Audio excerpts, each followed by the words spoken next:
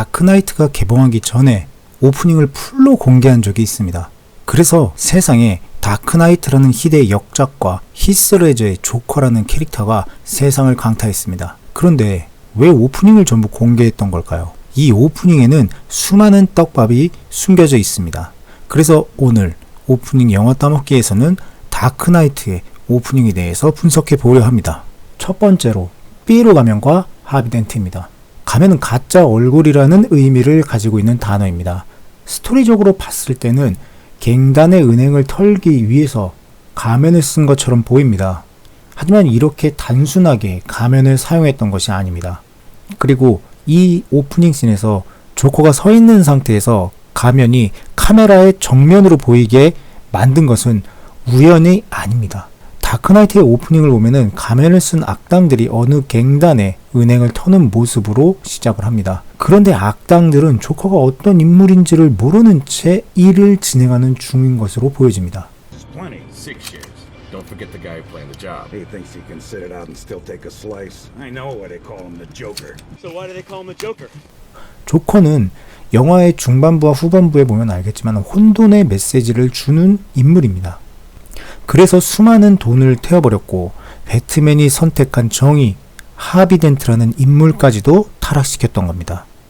오프닝 역시도 마찬가지입니다. 조커의 지령에 따라서 가면을 쓴 악당들이 더 많은 돈을 가지기 위해 서로를 죽이고 물어뜯는 모습을 보여줍니다. 그들에게 더 많은 돈이라는 욕구를 건듦으로써 마음속에 혼란을 가져오게 했고 결국 서로를 죽이게 만드는 상황을 만든 겁니다. 물론 가면, 가짜 얼굴을 겉으로 드러나게 함으로써 혹시나 있을 수 있는 죄책감을 줄이게 만들었죠. No. 이러한 상황은 인간의 내면을 흔들어 혼돈을 가져오는 조커의 이유 행적과 굉장히 일맥상통한 모습을 보여줍니다. 그중 대표적인 인물이 바로 하비덴트, 투페이스입니다. 투페이스는 두 개의 얼굴을 가졌다는 것을 의미하지만 두 얼굴 중 어떤 것이 진짜인지 모른다는 것을 의미하기도 합니다. 배트맨은 하비덴트의 상처 입지 않은 얼굴을 선택했습니다. 하지만 조커는 하비덴트의 상처 입은 얼굴을 선택했습니다. 하비덴트는 자신이 가지고 있는 동전과도 같은 인물입니다. 즉 양면이 같은 동전을 던지는 행위, 그것을 통해서 자신의 의지대로 움직이고 그것을 실행해 나는 능력을 가진 인물이었던 것이죠. 그런 상황 속에서 하비덴트는 조커를 만난 이후 상처 입은 얼굴을 선택하게 됩니다. 그렇다면 왜 상처 입은 얼굴을 선택했을까요? 그건 자신이 그것이 원래 얼굴이 아닌 가면이라고 생각했기 때문입니다.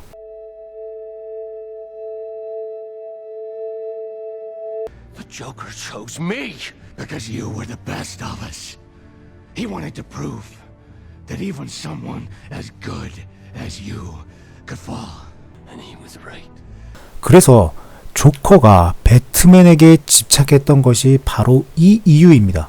검은 가면을 뒤집어 쓰고 있음에도 불구하고 그는 정의의 편에 쓰고 정의를 위해 시행합니다. 조커가 생각하는 가면은 자신의 얼굴을 가리고 악당으로서의 모습을 보여주는 것이지만 배트맨은 그와 다른 모습을 보여주기 때문에 끈질기게 그를 타락시키기 위해서 스토커처럼 그를 괴롭혔던 것입니다. 영화를 다시 보면 그는 파티장에서도 가면을 벗고 나타나서 모든 상황을 진두지휘한 모습을 보여줬습니다. 배트맨에게 잡히는 장면에서도 가장 선두에 서서 상황을 진두지휘했습니다. 뿐만 아니라 경찰서를 빠져나올 때도 하비덴트를 만나러 갈 때도 그는 항상 선봉에 있었습니다. 하지만 조커가 리더의 모습을 보이지 않고 동료로서 범죄에 참전했던 3개의 장면이 있습니다. 첫 번째는 오프닝에서 나온 삐에로 가면을 쓴 강도 집단들과의 협업, 두 번째는 하비덴트의 복수, 세 번째는 유람선 장면입니다.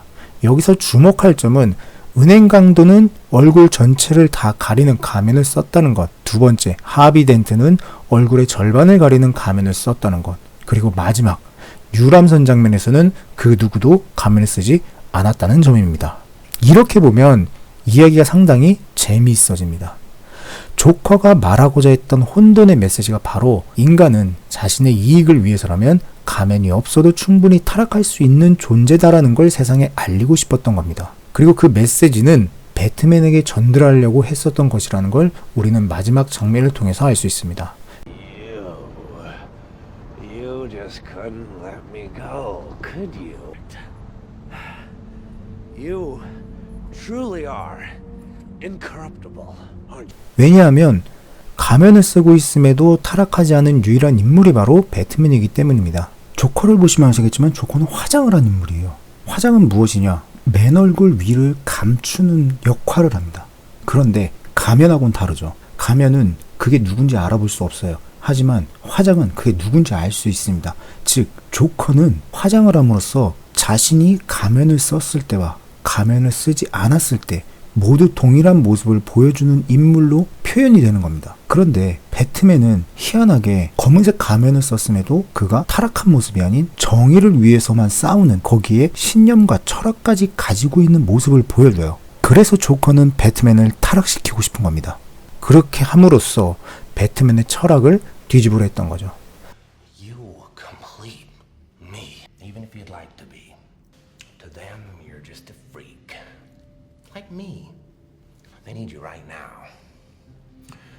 When they don't, they'll cast you out. Like a leper. Have all these rules and you think they'll save you. 하지만 안타깝게도 배트맨은 조커를 죽이지 않았습니다. 조커는 이 상황을 받아들여서 너를 변화시킬 수가 없겠다. 내가 나를 죽이지 않으니 나 역시도 너를 죽이지 않을 것이다. 우리는 계속 이렇게 놀 팔자다. 이런 대사를 던진 거죠. Can't rely on anyone these days. You gotta do everything yourself. Don't we? That's okay. I came prepared.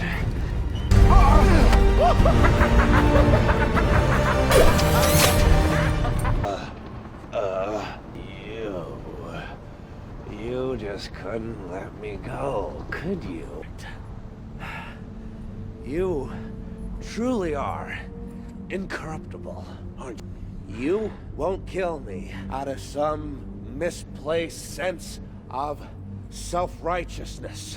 And I won't kill you because you're just too much fun. I think you and I are destined to do this forever. 그리고 모든 것이 실패로 돌아간 이후 마지막 남은 조커 카드 하비 덴트에 대해서 말하면서 세상 사람들을 향한 두 번째 메시지가 이미 진행되고 전달되고 있다는 것을 말해줍니다. Harvey Dent. Huh? And all the heroic things he's done. You didn't think I'd risk losing the battle for Gotham's soul in a fistfight with you. An ace in the hole. Mine's Harvey. 이걸 잠시 해석하고 넘어가 보면 조커가 세상을 향해 자신의 메시지를 전달하는 메신저가 하비 덴트라는 것을 의미합니다. 그런데 메신저는 메신저일 뿐입니다. 결국 이러한 행위를 끝까지 했었던 가장 큰 이유는 배트맨을 굴복시키기 위한 것이고 배트맨과 자신이 함께 세상을 혼돈 속으로 넣고 싶기 때문에, 즉 가면의 최정점에 있는 그이기 때문에 그를 자신의 편으로 만들기 위해서 이와 같은 행동들을 했다는 게 바로 이 다크나이트의 큰 줄기인 것입니다.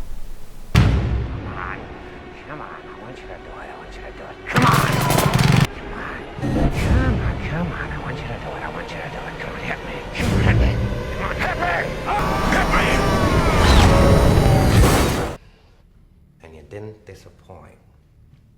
You let 5 people die. Those mob fools want you gone so they can get back to the way things were. But I know the truth. There's no going back. You've changed things. Then why do you want to kill me? I don't want to kill you. What would I do without you? Go back to ripping off mob dealers? No. You complete me. You're garbage. You kills for money. Don't talk like one of them. You're not. Even if you'd like to be. To them, you're just a freak. Like me. They need you right now. When they don't, they'll cast you out. Like a leper. You see, their morals, their code. It's a bad joke. Dropped at the first sign of trouble. They're only as good as the world allows them to be. I'll show you. When the chips are down, these civilized people, they'll eat each other. Have all these rules and you think they'll save you. I have one rule. Oh, Oh, then that's the rule you'll have to break to know the truth. The only sensible way to live in this world is without rules. And tonight you're gonna break your one rule. I'm considering it. You know, for a while there, I thought you really were, Dent. The way you threw yourself after her. Look at you go! What does Harvey know about you and his little bunny? Where are they? Killing is making a choice. You just couldn't let me go, could you? You truly are incorruptible, aren't you? You won't kill me out of some misplaced sense of self-righteousness. And I won't kill you because you're just too much fun. I think you and I are destined to do this forever. 그래서 조커가 영화의 중후반부에 배트맨에게 폭력적인 취조를 당하면서도 웃음을 잃지 않았던 겁니다. 이미 조커는 그의 멘탈을 흔들 모든 계획이 준비되어 있었기 때문입니다. 또한 돈을 태우면서 메시지가 중요하다고 했던 이유 역시도 자신이 원하는 것은 혼돈을 통한 배트맨의 또 다른 이면을 보여주는 것, 그것이기 때문에 자신에게 가장 필요한 것은 돈, 명예, 권력보다는 배트맨이다. 이러한 것들을 보여주는 영화가 바로 다크나이트라고 볼 수 있습니다.